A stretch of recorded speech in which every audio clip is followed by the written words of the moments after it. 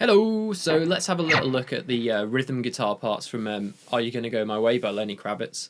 So the first lick or riff that we have is this one down the lower end of the neck. So we've got 2 on the G string, and we're going to bend up roughly a tone. Yeah, roughly a tone. I mean, you could probably get away with a semitone, but I always try and push that a little bit higher. Now, I tend to do it with my 2 fingers to kind of help push up the bend, and you want to bring it back down with a release. You got, and then what I do on the release of the bend, and I tend to do this on any kind of bends that I have to do a bend and release, is that on the release, any supporting fingers start to take the pressure off so that it can get out of the way if you need to do a pull off. So you got, so hopefully you can kind of see that my finger comes off just a little bit if I over exaggerate it, so it's ready for that bend. So we got, and then I actually switched to my first finger for the D string, so. And then we play as an open E string on a low E, and then we jump to the D string and play 0-2. So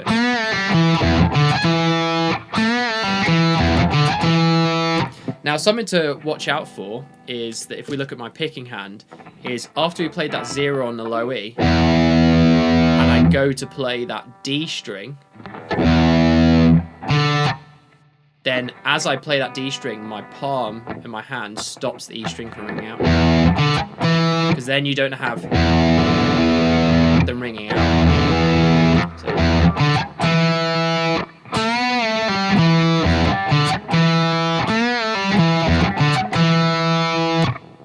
Now the only other thing is the B and the high E string on every second repeat of the intro. You want to bar your 3rd finger across the B and the high E string and pick both the strings together and do a little double stop. So you got. So then the intro riff is.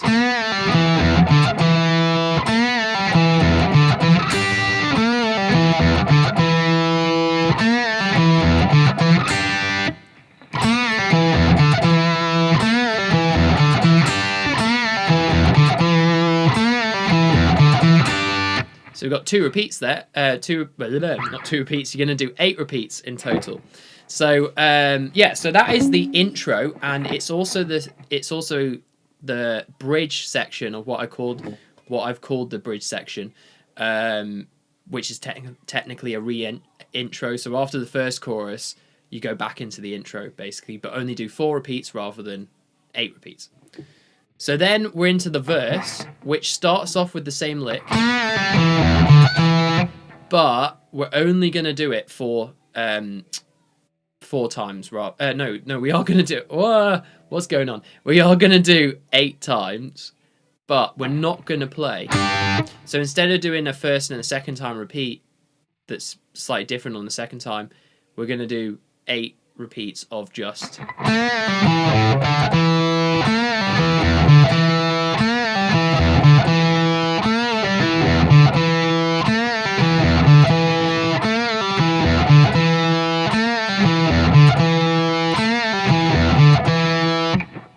So just 8 repeats of that lick.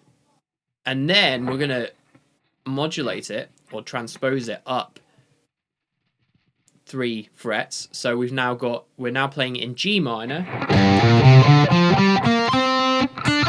instead of E minor. So it's just going from an E minor pentatonic lick to a G minor pentatonic lick. So we've got 5 on the G. And again, what I said about the bends, I've got 3 fingers supporting it. But on the release, I'm going to take the pressure off that second finger so it's out the way to pull off the 3. So then 5 on the D.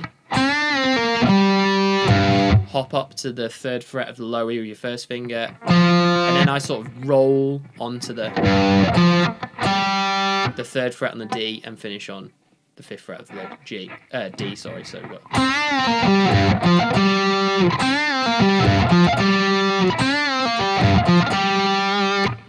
Slowly.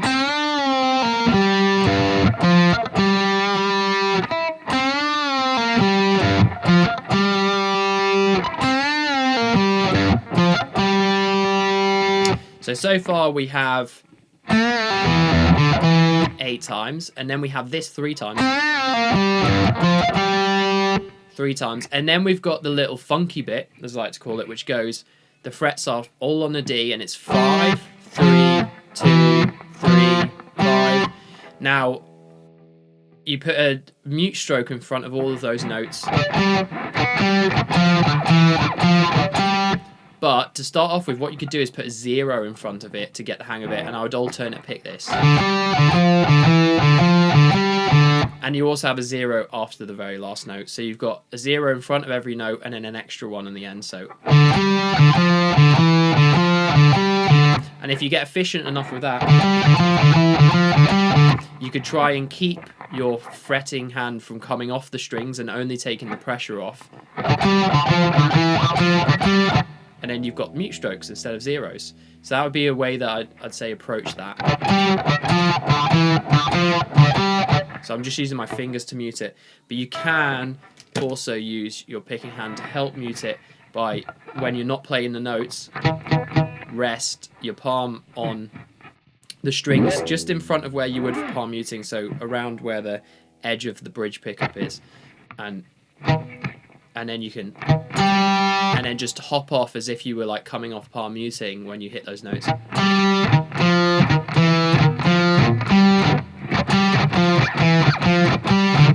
Because then it's kind of like you're playing zeros, but you're resting when you're playing zeros. Ooh. Cool. So if we go back to the other hand, so we've got 8 lots of this, 3 lots of this, the funky bit. So I just did it with zeros there, or if you want to, well, I'd say start with there and then gradually progress on to using mute strokes. And then it goes back to 4 lots of, that. So the whole verse now, if I play it along to some drums.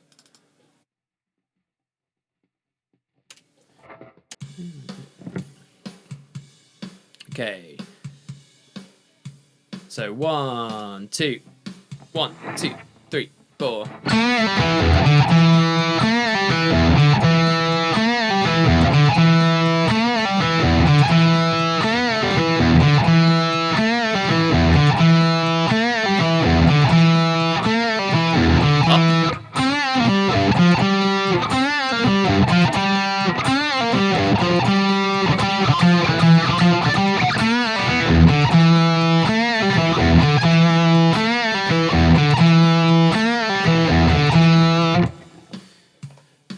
Okay, so there we go. So then we have the verse there, and we got the intro as well. So if I just quickly play the intro. So 1, 2, 3, 4.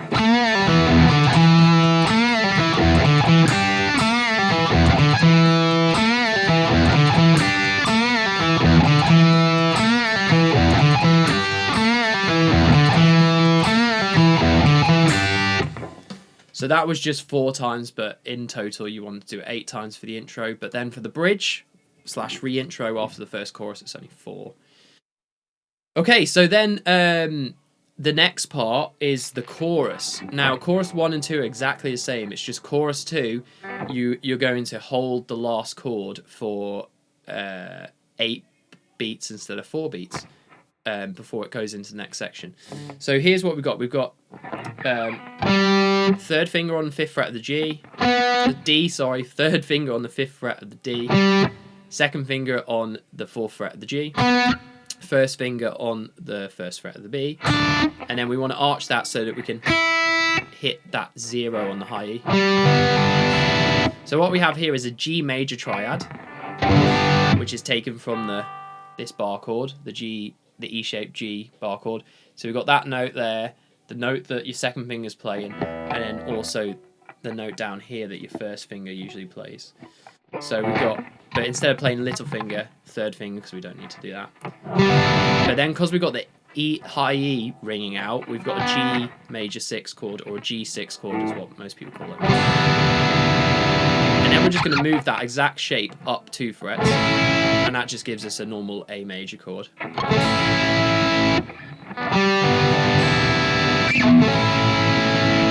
Now when we go to it, we're going to go 1, 2, 3, 4, and a 1, 2, 3, 4. Now my picking hand is going 1, 2, 3, 4,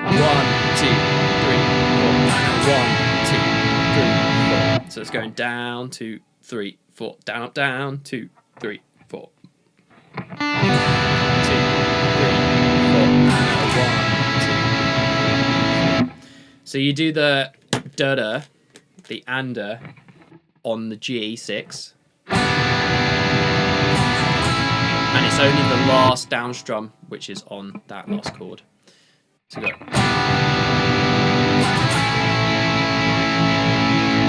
Then we're going to jump up with our third finger and bar the 9th fret of the G and B. Now what I tend to do is have my finger just high enough to kill that D string, and not rest, like I'm resting on the high E, but I'm not consciously muting it. But just watch out for resting, like actually fretting on the high E. So we just got the 9th fret on the G and the B, and we're going to go down, up, down, up. Then switch to our first finger on 7, same strings, slide up to 9. Then from there we stay there and we do the same picking pattern, down, up, down, up. Then we jump over to our third finger on 12. So all the same strings that slide back to 9. So we got.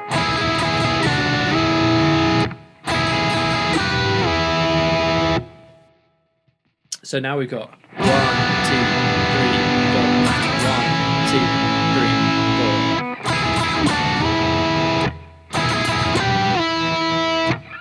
And then it goes back to here. 1, 2, 3.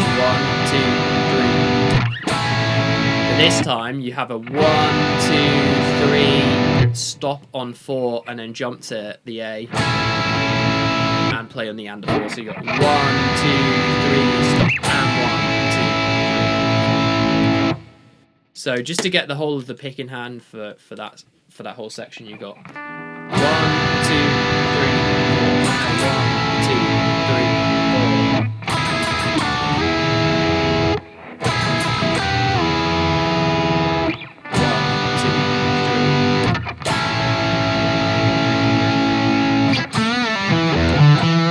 Back into the re-intro. So the other hand, so I'll play that along to the drums. So 1, 2, 3, 4.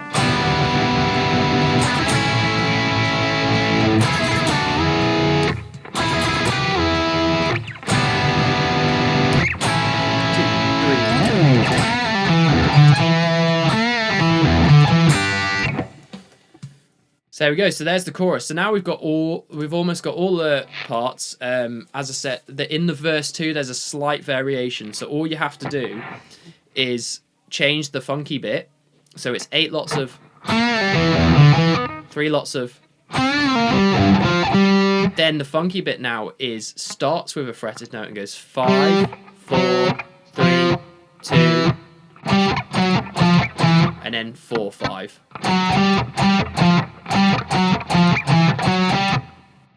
And now, if you're going to put the zeros in, you do it after every note, apart from the last 2 notes. So you go, and the last 2 notes are just like da da. And then once you get the hang of that, you can just keep your fretting hand from coming off the strings too far, and do mute notes, and you can mute strokes, and you can use the picking hand to help as well.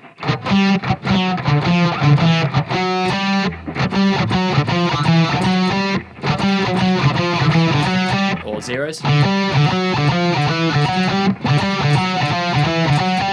You know, both work in my opinion. And that's it, and then it goes back to the main riff 4 more times, so that's the only variation.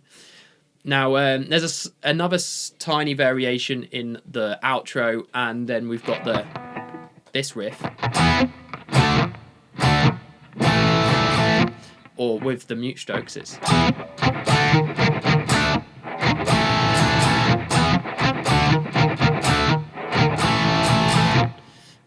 and then the only variation in the outro is 1, 2, 3,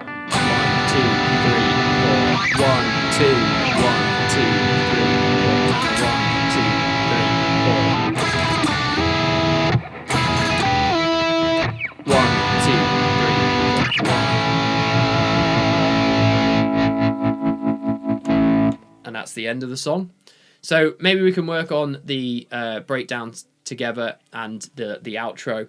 But yeah, there's majority of the rhythm parts. So hope you get on okay with those, and I'll see you very soon.